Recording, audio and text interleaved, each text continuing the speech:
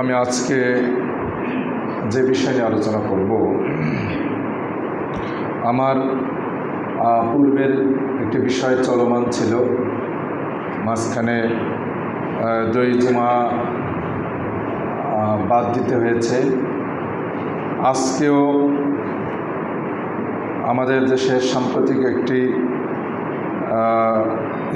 একটি স্কুলে আমরা জানি সকলেই, যুদ্ধ বিমান বিধ্বস্তে যে ট্র্যাজেডি যেটা ঘটেছে, সেই ট্র্যাজেডি এবং এর জন্য সমবেদনা এবং এর থেকে আমাদের জীবনের জন্য কিছু গুরুত্বপূর্ণ শিক্ষা নিয়ে আজকে আলোচনা রাখবো ইনশাআল্লাহ। আর আমার চলমান যে বিষয় ছিল, এটা আগামী জুমায় ইনশাআল্লাহ আমি আলোচনা করব। আল্লাহ রাব্বুল আলামিন আমাকে তৌফিক দান করুন। আমি যা বলার ইচ্ছা করেছি আপনাদের সামনে, তা যেন আপনাদের বোধগম্য করে ফুটিয়ে তুলতে পারি। আল্লাহ আমাকে তৌফিক দান করুন। পাশাপাশি এর থেকে যতটুকু শিক্ষা নেওয়ার প্রয়োজন আমরা তা নেওয়ার চেষ্টা করব। আমাদের সেই তৌফিক দান করুন, আমিন। প্রথমেই আমরা যে বিষয়টি নিয়ে আসবো সেটা হচ্ছে যে মানুষ তাকদির বা ভাগ্যলিপিকে অতিক্রম করতে পারে না। মানুষের যেটা তাকদিরে আছে, যেটা আল্লাহ রাব্বুল আলামিনের পক্ষ থেকে লেখা হয়ে গেছে, সেটা মানুষের জীবনে ঘটবেই। আমরা জানি না আমাদের কার তাকদিরে কি রয়েছে। আমরা অতীত জীবনে যেভাবে কেটে আসলাম, আগামী জীবন আমাদের কিভাবে চলবে আমরা কিছুই জানি না। আল্লাহ রাব্বুল আলামিনের ইলমে সব কিছু রয়েছে, তিনি তা লিখে রেখেছেন। আল্লাহ রাব্বুল আলামিন এ বিষয়ে সূরা আল হাদিদের 22 এবং 23 নম্বর আয়াতে বলেছেন। কি বলছেন? মা আসাবা মিন মুসিবাতিন ফিল আরদি ওয়ালা ফি আনফুসিকুম ইল্লা ফি কিতাবিন মিন ক্বাবল আন নাবরাহা। পৃথিবীতে কিংবা তোমাদের ব্যক্তিগত জীবনে কোনো বিপদ এসে পড়লে তা অবশ্যই লৌহে মাহফুজে লেখা রয়েছে, লিপিবদ্ধ রয়েছে আল্লাহ রাব্বুল আলামিনের পক্ষ থেকে। সেটা অনেক আগে লেখা রয়েছে। তিনি বললেন ক্বাবলা মিন ক্বাবলি আন নাবরাহা, সৃষ্টি জগৎ সৃষ্টির আগেই তা লৌহে মাহফুজে লেখা হয়ে গেছে। ইন্না যালিকা আলাল্লাহি ইয়াসীর, এটা আল্লাহ রাব্বুল আলামিনের কাছে একেবারেই সহজ বিষয়, অত্যন্ত সহজ। লিকাই লা তাসাউ আলা মা ফাতাকুম, এটা এজন্য যে যাতে করে তোমরা যা হারাও, তোমাদের থেকে যা ছুটে যায়, যে কল্যাণ যেটা তোমাদের জন্য যেটা ভালো, যা কিছু তোমাদের থেকে ছুটিয়ে যায়, তোমাদের থেকে যা হারিয়ে যায়, তা নিয়ে তোমরা যেন দুঃখ না করো, কষ্ট না করো, দুঃখ না পাও। এবং ওয়ালা তাফরাহু বিমা আতাকুম, এবং তিনি তোমাদেরকে যা দিয়েছেন তা নিয়ে যেন তোমরা উল্লসিত না হও, আনন্দিত না হও, অহংকারে পতিত না হও। আল্লাহু লা ইউহিব্বু কুল্লা মুখতালিন ফখুর, আল্লাহ রাব্বুল আলামিন প্রত্যেক দম্ভ এবং অহংকারীকে পছন্দ করেন না।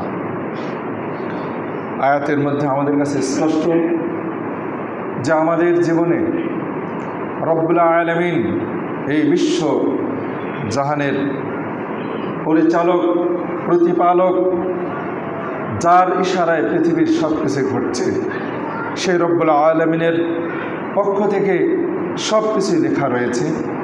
আমাদের জীবনে যা ভালো কিছু ঘটবে সেটা আল্লাহর পক্ষ থেকে।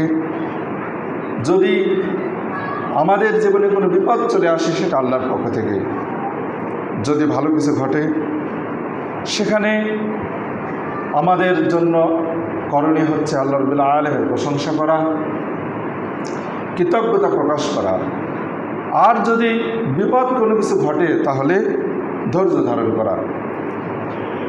সহিহ মুসলিমের 2664 নম্বর হাদিসে আল্লাহ রাসূল বলেছেন, আবু হুরায়রা থেকে বর্ণিত, আল্লাহ রাসূল বলেছেন, আল মুমিনুল কাবিয়্যু খায়রুন ওয়া হাব্বা ইলাল্লাহি মিনাল মুমিনিদ দাঈফ। শক্তিশালী মুমিন বেশি উত্তম, অধিক প্রিয় আল্লাহ রাব্বুল আলামিনের কাছে মিনাল মুমিনিদ দাঈফ, দুর্বল মুমিনের চেয়ে।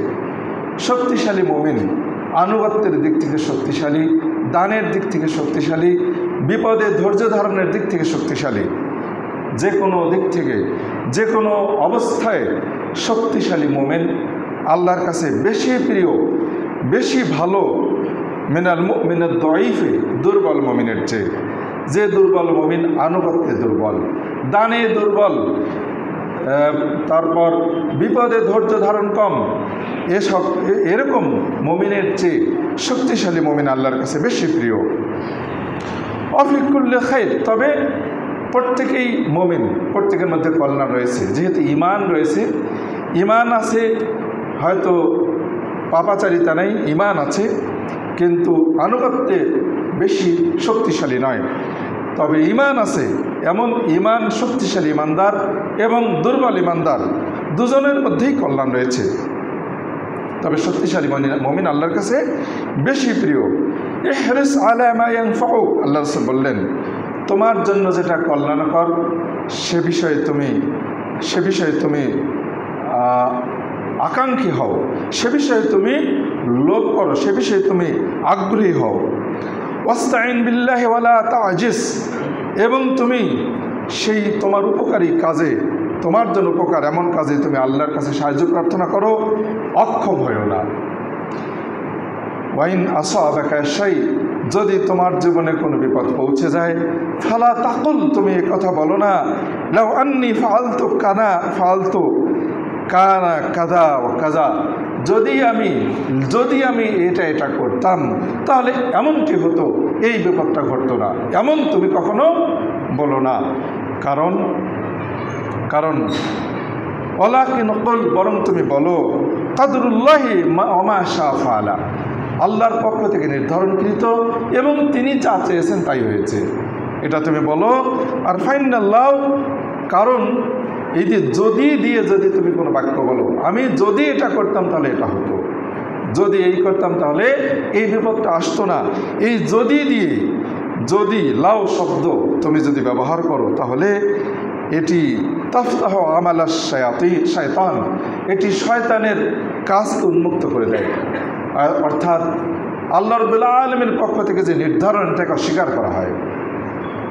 কাজেই হাদিসের থেকে বিষয়টি স্পষ্ট যে বিপদে ধৈর্য ধারণ এটি শক্তিশালী মুমিনের পরিচয়।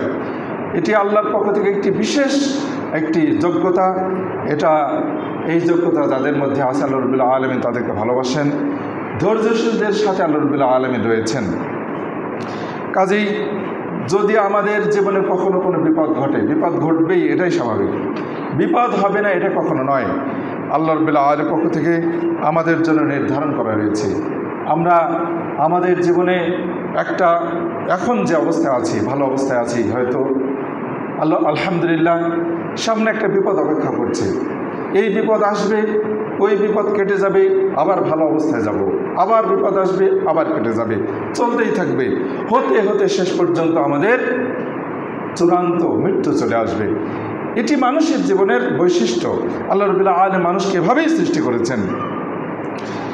কাজেই এটা কাদারুল্লাহ, আল্লাহ রাব্বুল আলামিনের পক্ষ থেকে তাকদীর, নির্ধারণ। এই নির্ধারণ এটা আমাদের জীবনে ঘটবেই। কোনোটা অত্যন্ত ভয়ঙ্কর, অত্যন্ত ভয়াবহ, যা কল্পনায় নিয়ে আসতে আমরা সক্ষম হতে পারি না, এটা ভাবতেই পারি না। আর কোনোটা হয়তো নর্মাল, আমরা হয়তো মনে করি, কিন্তু যাদের জীবনে ঘটে যায়, যেটাই ঘটুক না কেন, যাদের জীবনে ঘটে তাদের জীবনে সেটাই অত্যন্ত ভয়ঙ্কর। আল্লাহ রাব্বুল আলামিন সূরা আল বাকারার 156 এবং 57 নম্বর আয়াতে বলেছেন, ওয়ালা নাবলুওয়ান্নাকুম বিশাইইম মিনাল খাউফ, আমি তোমাদেরকে অবশ্যই পরীক্ষা করব, বিশাইইম মিনাল খাউফে, ভয় ভীতি দিয়ে, শত্রুর ভয় দিয়ে, বিভিন্ন রকমের ভয় ভীতি, দারিদ্রতার ভয়, শয়তানের ভয়, শত্রুদের ভয়, বিভিন্ন রকমের ভয় ভীতি দিয়ে আমি তোমাদেরকে পরীক্ষা করব। ওয়াল জুই, ক্ষুধা দিয়ে, দারিদ্রতা দিয়ে, অভাব অনটন দিয়ে, অনাকসিম মিনাল আমওয়াল, সম্পদ হ্রাস করে দেওয়ার মাধ্যমে, সম্পদ নষ্ট করে দেওয়ার মাধ্যমে, ওয়াল আনফুস, এবং আত্মাকে মানুষকে মৃত্যুর মাধ্যমে, মানুষের মৃত্যুর মাধ্যমে, যাদের মৃত্যু হয়তো আমরা ভাবতেই পারিনি, এমনদের মৃত্যুর মাধ্যমে, অসামারাত, ফল ফলাদি ধ্বংস করার মাধ্যমে আমি তোমাদেরকে অবশ্যই পরীক্ষা করব। আল্লাহর পক্ষ থেকে এটা আবশ্যকভাবে অবধারিত হবেই হবে, এটা আল্লাহ বলেছেন।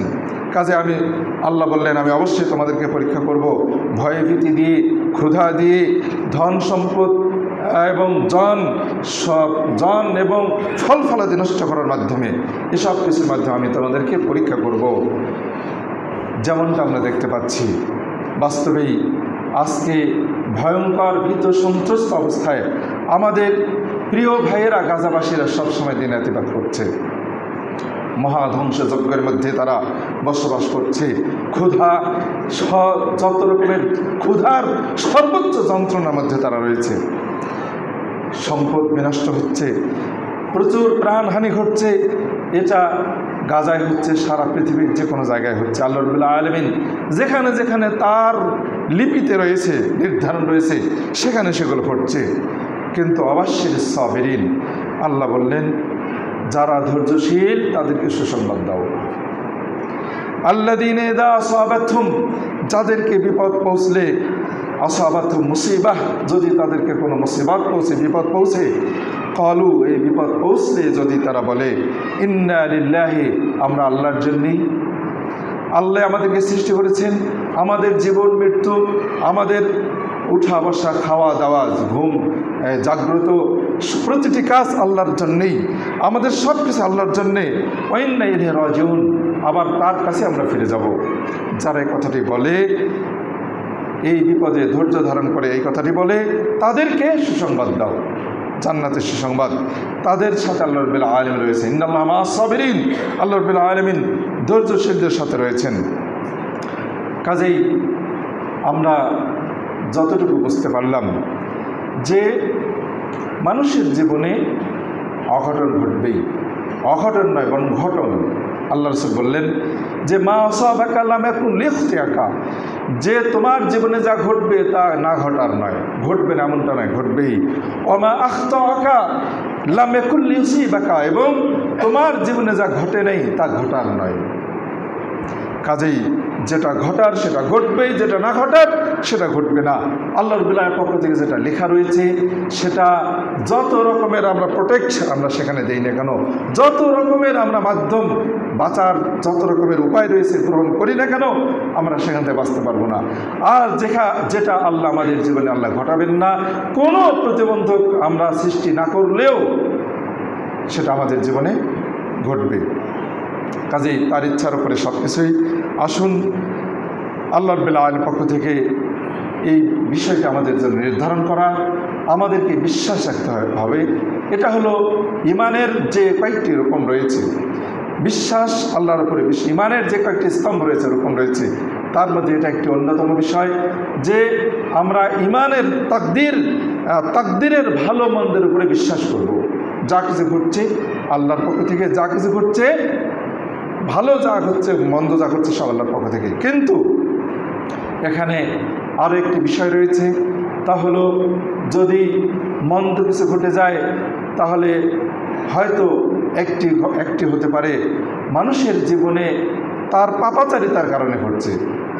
মানুষের জীবনে আল্লাহ রাব্বুল আলামিন তিনি তো কোরআনে বলেছেন ইন্নাল্লাহা লা ইউগাইয়িরু মা বিকওমিন মা আসাবাতকুম মিন মুসিবাতিন ফামিনকুম, যে তোমাদের জীবনে যে বিপদ ঘটে সেটা তোমাদের মা কাসাবাত আইদিকুম, এই ধরনের আয়াতে আল্লাহ বলছেন যে তোমাদের নিজের হাতে অর্জিত পাপাচারিতার কারণে তোমাদের যা কিছু ঘটছে, তোমাদের জীবনের তোমাদের হাতের অর্জন করা পাপাচারিতার কারণে। আর যা কিছু যত বিপদ ঘটছে। কাজেই যদি আমাদের জীবনে কোনো অকল্যাণ কিছু ঘটে, সেটা একটি হতে পারে আমাদের পাপাচারিতার কারণে, অথবা হতে পারে আল্লাহর পক্ষ থেকে পরীক্ষা, যে কোনো একটি। কাজেই আমাদেরকে বিশ্বাস রাখতে হবে, আমরা এটা বিশ্বাস করব, এটা হলো তাকদীরের উপরে ভালো মন্দ, তাকদীরের ভালো মন্দের উপরে বিশ্বাস, এটি ইমানের একটি বিষয়, এটা আমাদের জন্য আবশ্যক।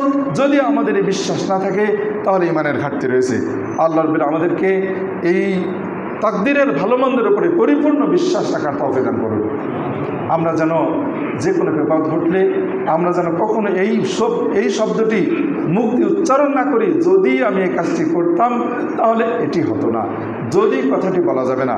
এটি হচ্ছে শয়তানের কথা, শয়তানের কুমন্ত্রণা, শয়তানের দ্বারকে উন্মুক্ত করে দেয়। কাজেই আমরা এই ধরনের শব্দ কখনোই প্রয়োগ করব না। দ্বিতীয়ত আমরা যে বিষয়টি ভাবব তা হচ্ছে মৃত্যু আমাদের আসবেই আসবে। মৃত্যু আমাদের যে কোনো সময় আসতে পারে। যে ট্র্যাজেডি ঘটে গেল, যে বাচ্চাদেরকে নিয়ে তাদের বাবা মাদের বিশাল স্বপ্ন, যারা অসুস্থ তো নয় বরং উৎফুল্ল আনন্দিত খেলাধুলা করছে, এইমাত্র তাদের স্কুল ছুটি হতে চলছে, তখন তারা মাত্র কয়েক সেকেন্ডের মধ্যেই তারা কেউ আগুনে পুড়ে দগ্ধ হয়ে মারা গেল। কেউ ভয়ঙ্করভাবে এখনও আগুনে পুড়ে দগ্ধ হয়ে হাসপাতালে কাতরাচ্ছে, চরম মানসিক কষ্টের যন্ত্রণায় তারা যন্ত্রণা ভোগ করছে। বাবা মারা অনেক কষ্টে শিশু সন্তানদের কষ্ট দেখে তাদের জন্য সহ্য করা অনেক কঠিন। আমরা নিজকে যদি চিন্তা করি, আমার বাচ্চা আপনার বাচ্চা যদি এমন হতো তাহলে কি করতাম, আমাদের কি অবস্থা হতো। যাদের বাচ্চা পুড়ে একেবারেই ছাই হয়ে গেছে, মারা গেছে, আল্লাহ মাফ করুন, আল্লাহ রাব্বুল আলামিন তাদেরকে জান্নাতুল ফেরদৌস, যদি তারা মুসলিম হয়ে থাকে তাহলে তাদেরকে আল্লাহ রাব্বুল আলামিন জান্নাতুল ফেরদৌস দান করুন। আল্লাহর কাছে আমরা এই দোয়া করি।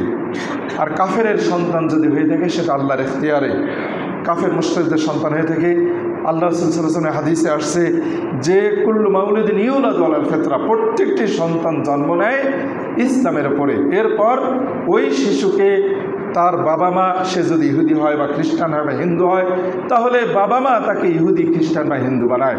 যদি এরকম কোনো বাচ্চার তাকদিরে লেখা থাকে যে সে মুসলিম হবে, ওই বাচ্চাটির জন্যও আল্লাহর কাছে আমরা জান্নাতুল ফেরদৌস কামনা করি। আমিন।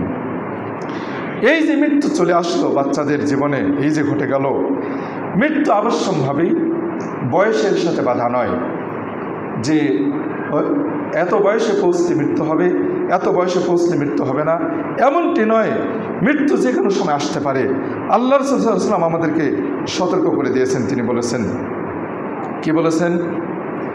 আকসিরু যিকরা হাদিমিল লাজ্জাত ইয়ানি আল মাউত, যে হে মানুষেরা তোমরা হাজিমিল লাজ্জাত, হাজিম শব্দের অর্থ হলো কর্তনকারী, সমূলে কেটে দেয়, একেবারেই মূল সহ কেটে দেয় যেটা আর কি, এমন কর্তনকারী, সমূলে বিনাশকারী, সমূলে ধ্বংসকারী, মূলকে কর্তনকারী, যে স্বাদকে বিধ্বংসী, সকল স্বাদের বিধ্বংসী, সকল স্বাদের মূলকে কর্তনকারী মৃত্যুকে তোমরা বেশি বেশি স্মরণ করো। হাদিসটি ইমাম তিরমিজি 2307 নম্বর হাদিসে নিয়ে আসছেন। সেই হাদিস ইমাম নাসাই, ইবনে মাজাহ আরও অনেক হাদিসটি নিয়ে আসছেন। হাদিসের আলোকে বোঝা যাচ্ছে মৃত্যুকে সর্বদাই আমাদেরকে স্মরণ করতে হবে। শিশুদের মৃত্যু হবে না এমনটা নয়। সুস্থ অবস্থায় বাড়ি থেকে মায়ের কাছ থেকে সুন্দর করে ব্যাগ গুছিয়ে পিঠে ব্যাগ নিয়ে স্কুলে চলে গেল, বাবা মা পৌঁছে দিল, অত্যন্ত উৎফুল্ল মেজাজে আনন্দিত অবস্থায় মৃত্যুবরণ করবে না এই শিশুরা, এমনটা হতে পারে না।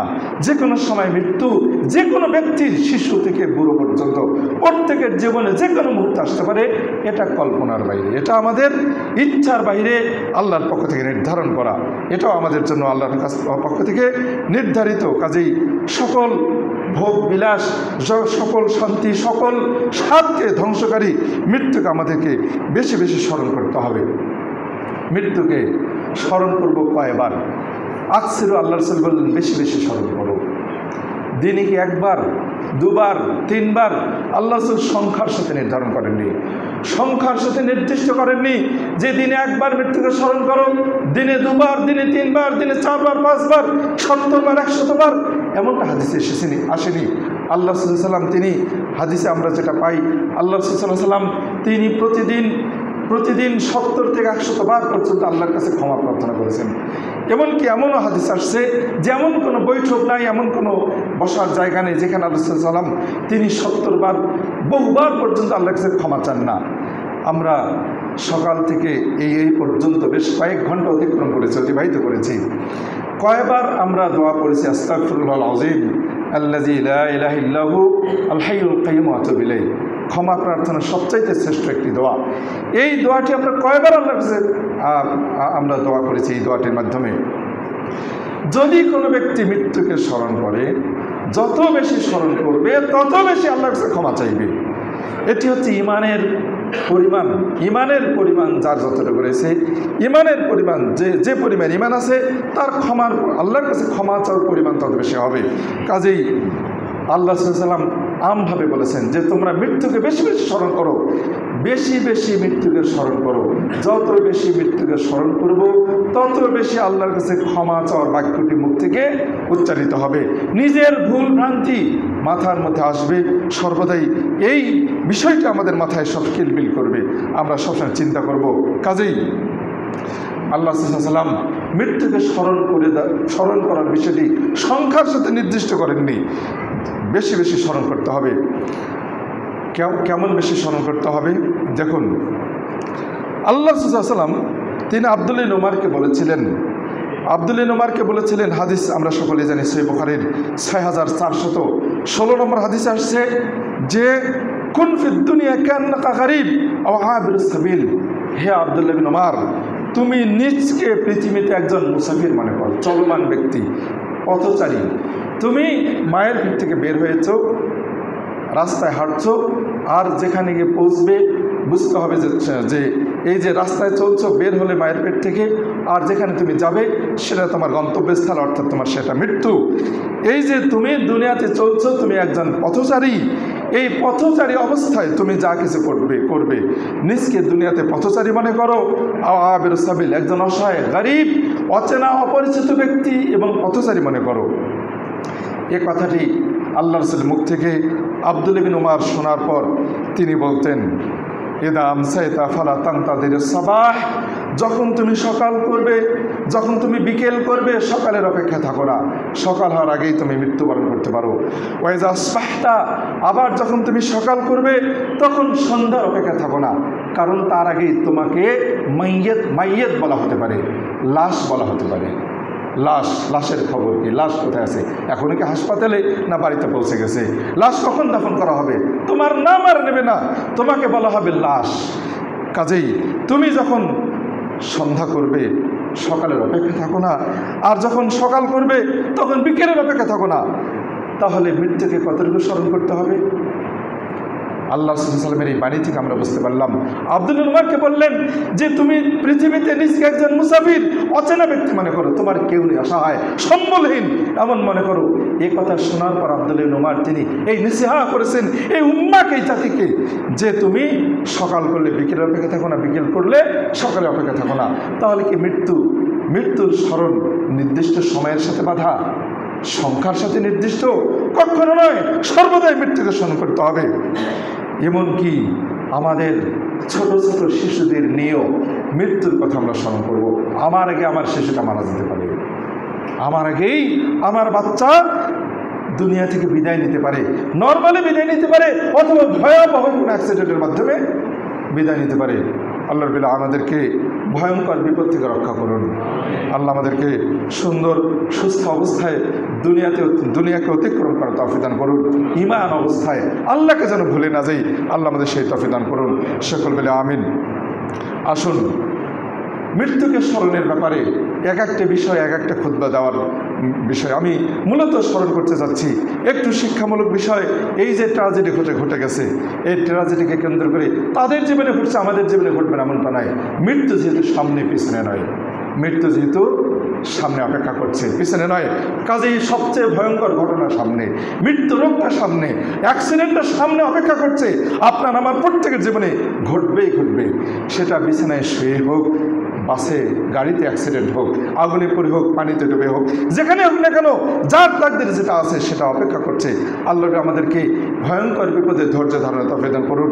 যদি তার পক্ষ থেকে লেখা থাকে, আমরা আল্লাহর কাছে দোয়া করবো যে আল্লাহ, যে যেমন আমরা ওই বেতরের সালাতে দোয়া কুনুত পাঠ করি, ইন্নাকা লা তাকদি মা, যে হে আল্লাহ, তুমি যেটা ফয়সালা করো, তোমার ফয়সালার উপর দিয়ে কেউ ফয়সালা করার নাই। কাজেই তুমি যেটা আমাদের জন্য খারাপ যেটা ফয়সালা করে রেখেছো, হে আল্লাহ সেটাকে পরিবর্তন করে দাও। এই পরিবর্তন করার মালিক কে? আল্লাহ। আল্লাহ আমাদের যদি আমাদের জীবনে কোনো ভয়ঙ্কর কিছু লিখে রেখে দেন, হ্যাঁ আল্লাহ কিছু দোয়া করে, হে আল্লাহ আমাদেরকে ভয়ঙ্কর বিপদ থেকে উদ্ধার করো, সেইটি কেটে দিয়ে আমাদেরকে ভালো অবস্থায় রাখো। হে আল্লাহ আমাদের সেই তৌফিক দান করুন, আমাদের ভালো অবস্থা রাখুন, ইমানের অবস্থা রাখুন, আমিন। মৃত্যুকে স্মরণ করতে হবে। কিভাবে স্মরণ করতে হবে? সহিহ বুখারীর 2738 নম্বর হাদিসে আসছে, সহিহ মুসলিমের 1627 নম্বর হাদিসে আসছে, মাহাক্কুমরিইন মুসলিমিন লাহু শাইউন ইউরিদু আইয়ুসিয়া ফিহি। সম্পদের ব্যাপারে এই হাদিসটি, সম্পদ অবশ্যই সুষম বন্টন করতে হবে, জীবদ্দশায় নয়, মৃত্যুর পরে ছেলেমেয়েরা, স্ত্রী ছেলেমেয়েদেরকে নসিহা করে যেতে হবে। কোরআনুল কারিমে যেভাবে সম্পদ বন্টনের কথা বলা হয়েছে, সেভাবে অবশ্যই সম্পদ বন্টন যেন করা হয়। তার মৃত্যুর পর যেন অবৈধভাবে একজনের অংশ আরেকজন যেন ভক্ষণ না করে, এই নসিহা উপদেশ করে যেতে হবে। ইনশাআল্লাহ এই বিষয় নিয়ে আগামীতে একটা আমার ইচ্ছা আছে, দৃঢ় ইচ্ছা আছে, শুধু এই বিষয়ের উপরে খুতবা দেব ইনশাআল্লাহ। তো এখানে একটি বিষয় হচ্ছে, সেটা হলো, মনে করে নিন ছেলে মারা গেছে, কিছু ছেলেকে রেখে দিয়ে, আবার তার বাবা আছেন, মানে দাদাকে, নাতিরা আছে আর দাদা আছে, ছেলে মারা গেছে, মাঝখান থেকে ছেলে মারা গেছে, নাতিরা বেঁচে আছে আর দাদা বেঁচে আছে। তার মানে ছেলে তার বাবার কাছ থেকে ওয়ারিশ হওয়ার আগেই তার নিজের ছেলে মেয়েদেরকে রেখে গিয়ে মারা যাচ্ছেন। তাহলে নাতিরা দাদার কাছ থেকে, নাতিরা তাদের অন্যান্য চাচাদের মতো সম্পদের ওয়ারিশ হবে না, কারণ মাঝখানে বাবা ওয়ারিশ হওয়ার আগেই, দাদার কাছ থেকে ওয়ারিশ হওয়ার আগেই মারা গেছে, সূত্র কেটে গেছে। কোরআন হাদিসের যেটি নিয়ম, এখানে দাদার উচিত হবে, করণীয় হবে, তার জন্য অত্যন্ত জরুরি, সেটা হচ্ছে নাতিরা যেন বঞ্চিত না হয়, নাতিদেরকে ওসিয়ত করা। যেহেতু তার ছেলে ওয়ারিশ হওয়ার আগে মারা গেছে, কাজেই নাতিদেরকে ওসিয়ত করাটা জরুরি এবং সেটা লিপিবদ্ধ থাকতে হবে। আল্লাহ রাসূল সাল্লাল্লাহু আলাইহি ওয়াসাল্লাম, এটা আমি উদাহরণ দিলাম, আল্লাহ রাসূল যে কথাটি বললেন, মাহাক্কুমরিন মুসলিমিন, এমন কোন মুসলিমের উচিত নয়, লাহু শাইউন, তার কিছু আছে, ইউরিদু আইয়ুসিয়া বিহি, যেটুকু বিষয়ে সে ওসিয়ত করবে, ওসিয়ত করার মতো যদি তার কিছু থেকে থাকে, তাহলে তার উচিত নয় ইয়াবিতু লাইলাতাইনে, 2 রাত অতিবাহিত করবে ওসিয়ত ছাড়াই, ওসিয়তনামা তার কাছে লেখা ছাড়াই সে 2 রাত অতিবাহিত করবে, এমনটা কোনো ব্যক্তির উচিত নয়। কারণ যে কোনো সময় সে মারা যেতে পারে, যদি ওসিয়ত ছাড়াই মারা যায়। নাতিরা যেহেতু ওয়ারিশ হয়নি, নাতির যেহেতু ছেলে ওয়ারিশ হয়নি, চাচারা তাদেরকে ঠকাতে পারে, যেটুকু হয়তো প্রয়োজন, হয়তো যেহেতু দাদা ওসিয়ত করেনি, কাজেই তারা হয়তো ঠকাতে পারে। কাজেই এমত অবস্থায় যেটা করণীয়, যেটা করা উচিত, সেটা করা প্রয়োজন। এবং এখানে এই হাদিসটি প্রমাণ করে মৃত্যুকে স্মরণ করো, এমনকি 2 রাতও অতিবাহিত করা যাবে না ওসিয়ত না লেখা অবস্থায়। অতএব আল্লাহ রাব্বুল আমাদেরকে এই বিষয়গুলো ভালোভাবে উপলব্ধি করার তৌফিক দান করুন। আল্লাহ রাসূল সাল্লাল্লাহু আলাইহি ওয়াসাল্লাম তিনি রেখা টানলেন চতুর্ভুজ, 4 দিক দিয়ে একটি রেখা টানলেন, চতুর্ভুজ টানলেন, টেনে মাঝখানে একটা রেখা টানলেন ওই চতুর্ভুজের মাঝখানে, আর ওই চার দিকে যে রেখা টেনেছেন ওই রেখার বাহিরে অনেক দাগ টানলেন, টেনে বললেন এই যে মাঝখানে মানুষ, আর বাহিরে যত অনেক রেখা টানলেন, এগুলো সব তার আশা। আর এই আশা পর্যন্ত সে পৌঁছতে পারবে না, তার আগে এই রেখার ভিতরে থাকা অবস্থাতে সে মারা যাবে। কাজে আমরা আমাদের কোনো আশা পর্যন্ত পৌঁছতে পারবো না। মানুষের আশা শেষ নেই, মানুষ বুড়ো হয় কিন্তু আশা বুড়ো হয় না। যত দিন যায় তার আশা তার আরও যুবক হয়। আসুন আল্লাহ সাল্লামের এই ধর্মীয় বাণীগুলো স্বর্ণাক্ষরে লিখিত যে হাদিসে রয়েছে এগুলো আমরা স্মরণ করব। আল্লাহ আমাদের তৌফিক দান করুন, সকল বলে আমিন। আসুন আমরা যেখানে থাকি না কেন আমাদেরকে মৃত্যু পেয়ে বসবে। আল্লাহ সাহাবী আবু বকর সিদ্দিক রাদিয়াল্লাহু আনহু তিনি অসুস্থ অবস্থায় একটি কবিতা আবৃত্তি করেছিলেন।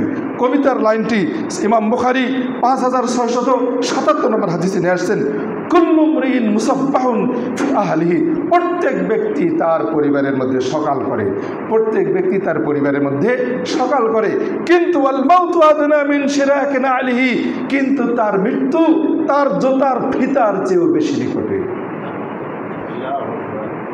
প্রত্যেকেই আমরা আমাদের পরিবারের মধ্যে সুস্থ অবস্থায় সকাল করি, কিন্তু আমাদের মৃত্যু আমাদের জোতার ফিতা যত নিকটে তার চেয়ে বেশি নিকটে। মহাজ্ঞানীগণ, সেই আল্লাহ রসুলের সেই সাহাবী, আল্লাহ রসুলের পরে পৃথিবীতে সবচেয়ে শ্রেষ্ঠ ব্যক্তি সেই আবু বকর সিদ্দিক, তিনি এই কথাটি বলেছেন। আমরা শিক্ষা নেব, মৃত্যু অনেক পরে, সুস্থ আছি, অনেক এখন কাজের ভোগ রুটিন, হজ ফরজ হয়ে গেছে, আপনি এখন সিদ্ধান্ত নিচ্ছেন না, আপনার জমি জমার সুষম বন্টন করছেন না, আপনার উপর অনেকের অধিকার রয়েছে, আপনি সেগুলো যথাযথভাবে যথাস্থানে আপনি সেটা অর্পণ করছেন না, আপনি সবসময় আপনি ভাবছেন আমি অনেক সুস্থ, আমি কোনো অসুস্থই হই না, আমার জ্বর আর কিছু হয় না ইত্যাদি, এরকম অহংকারী মনোভাব, এরকম বাক্য শব্দ মুখ থেকে কখনোই বের করবেন না। আল্লাহ নারাজি কথাগুলো, আল্লাহ আমাদেরকে এইসব ভয়ঙ্কর পরিবেশ কথাবার্তা থেকে বিরত থাকার তৌফিক দান করুন। আমরা শিক্ষা গ্রহণ করব, সেই দেয়াবাড়িতে, সেই স্কুলে, সেই ট্র্যাজেডির ঘটনা থেকে আমরা শিক্ষা গ্রহণ করব। আল্লাহ আমাদের তৌফিক দান করুন, সকল বলে আমিন। সাম্প্রতিক এই ঘটনায় যারা মারা গেছে, যারা অসুস্থ হয়ে, যারা নিহত হয়েছে, আমরা তাদেরকে জান্নাতুল ফেরদৌস কামনা করি। যারা অসুস্থ তাদের সুস্থতার জন্য আল্লাহ রাব্বুল আলামিনের কাছে দোয়া করি। পাশাপাশি আমরা সরকারের প্রতি আহ্বান করি, সরকার যেন আমাদের এই ঘটনার যে কারণে ঘটলো, আমরা মাঝে মাঝে দেখি আমাদের দেশে এই যে প্রশিক্ষণ বিমানগুলো অ্যাক্সিডেন্ট হয়, এটা প্রায় দেখি। কাজেই এর কারণগুলো খতিয়ে বের করতে হবে এবং এর যথাযথ ব্যবস্থা যেন সরকার নেন, আমরা সে আহ্বান করব। পাশাপাশি আমরা যতটুকু পারি এই বিষয়ে সরকারকে হেল্প করবো। এখানে রাজনৈতিক কোনো ফায়দা আমরা নেওয়ার চেষ্টা করবো না, এটাকে নিয়ে বহুত রাজনৈতিক ফায়দা লুটানো হচ্ছে, অনেক ভয়ঙ্কর কিছু ঘটছে আমাদের দেশের। একেবারেই দুষ্ট অত্যন্ত দূষিত মনোভাব নিয়ে আমাদের দেশে রাজনীতি করে যারা রাজনীতিবিদরা, যে কোনো ঘটনা ঘটুক না কেন সেখানে আমরা সরকারকে চরম অতিষ্ঠে ফেলার জন্য যে কোনো একটা পদ্ধতি অবলম্বন করি, সুপরামর্শ দেওয়ার পরিবর্তে। আল্লাহ আমাদেরকে এই সব অবস্থা থেকে বের হয়ে আসার তৌফিক দান করুন, সকল বলে আমিন। পাশাপাশি আমরা যেটা মনে করব, গাজাবাসীদের বিষয়টিকে আমরা একটু স্মরণ করি। আমাদের দেশে মাত্র একদিনের একটি সকালের 1 ঘন্টার কয়েক সেকেন্ডের একটি মাত্র ঘটনা, যেটা একদিনের ঘটনা, যে ঘটনায় হয়তো 35 বা এ যাবত কয়জন মারা গেছে আমি জানি না, গতকালকের থেকে এখন পর্যন্ত সংবাদ শুনিনি। কয়জন, কতজন মারা গেছে? 35 জন মারা গেছে। গাজাতে প্রতিদিন মারা যাচ্ছে 70, 80, 90, 100 জন, এবং সেখানে ভয়ঙ্কর বোমা, যেটা অত্যন্ত ভয়ঙ্কর বোমার আঘাতে তাদেরকে হত্যা করা হচ্ছে, তাদের উপরে চরম নির্যাতন নিষ্পেষণ চালানো হচ্ছে। তাদের নেই পানি, নেই খাবার, নেই বাসস্থান, নেই পোশাক আশাক, নেই হাসপাতাল, নেই রান্না বাড়ার ব্যবস্থা, নেই ঘুমানোর ব্যবস্থা, নেই কোনো কিছুই নেই, সব সহায় সম্বলহীন অবস্থায় এই ভয়ঙ্কর অবস্থায় তাদের উপরে যে নির্যাতন নিষ্পেষণ চালানো হচ্ছে, সেই ভয়ঙ্কর অত্যন্ত জালেম জাতি ইহুদির মাধ্যমে আমরা আল্লাহর কাছে দোয়া করি, আল্লাহ সেই ইহুদি জাতিকে ধ্বংস করো ইয়া রাব্বুল আলামিন। এই মুসলিম নির্যাতিত এই গাজাবাসীদেরকে দয়া করে আল্লাহ ইয়া রাব্বুল আলামিন তাদেরকে ধৈর্য ধারণের তৌফিক দান করো। তাদের খাদ্য পানীয়হীন অবস্থায় তারা শুকিয়ে গেছেন, কাঠ হয়ে গেছে, তাদের দৃশ্য আমরা তাদের সংবাদগুলো দেখে ধৈর্য ধরতে পারি না আল্লাহ। আমরা এত ভয় পেয়ে যাই যে সংবাদগুলো এড়িয়ে যাওয়ার চেষ্টা করি। আজকে আমরা তাদের সংবাদগুলো আমাদের পত্রিকার হেডলাইন হওয়ার আমরা মনে করি না। অন্যান্য সংবাদ তারা এত যেন তাদের প্রতিদিন নিহত, আহত এবং তাদের উপরে যে নির্যাতন, এগুলো সচরাচর স্বাভাবিক ঘটনা হয়ে গেছে। কাজে এগুলো আজকে আমাদের থেকে মনে হয় যে আড়াল হয়ে গেছে। আল্লাহ আমাদেরকে ধৈর্য ধরে তৌফিক দান করুন। আমরা একটি ঘটনা থেকে আমরা সেই বিষয়টিকে আমাদের উপলব্ধি জিতে নেওয়ার চেষ্টা করব। এর থেকে আমাদের কী করণীয় আমরা সেটা করার চেষ্টা করব। প্রত্যেক ব্যক্তির যার যার স্থান থেকে কিছু না কিছু হলেও করণীয় রয়েছে। কমপক্ষে ইহুদি খ্রিস্টানদের বিরোধিতা করতে হবে, তাদের সুন্নাহর বিরোধিতা করতে হবে, তাদের আদর্শের বিরোধিতা করতে হবে, তাদের যত রকমের অন্যায় কর্মকাণ্ড রয়েছে সব কিছুকে ত্যাগ করতে হবে। সুদ এটি ইহুদিদের কর্মকাণ্ড, এটাকে ত্যাগ করতে হবে। পর্দাহীনতা ইহুদিদের কর্মকাণ্ড, এটা ত্যাগ করতে হবে। মিথ্যাচারিতা, ধোঁকাবাজি, ইসলামের শরীয়তের যত আদেশ রয়েছে সেটা লুকানো এবং সেটাকে এড়িয়ে চলার বৈশিষ্ট্য, এটা ইহুদিদের চরিত্র, এগুলো সব ত্যাগ করতে হবে। যদি আমরা এগুলো ধরে থাকি তাহলে ইহুদিবাদকে আমরা সমর্থন করছি, এটা কি করে হতে পারে? আল্লাহ আমাদেরকে সেই ইমানে জাজবা দান করুন। সকল বলে আমিন, আমিন রহমাকুমুল্লাহ।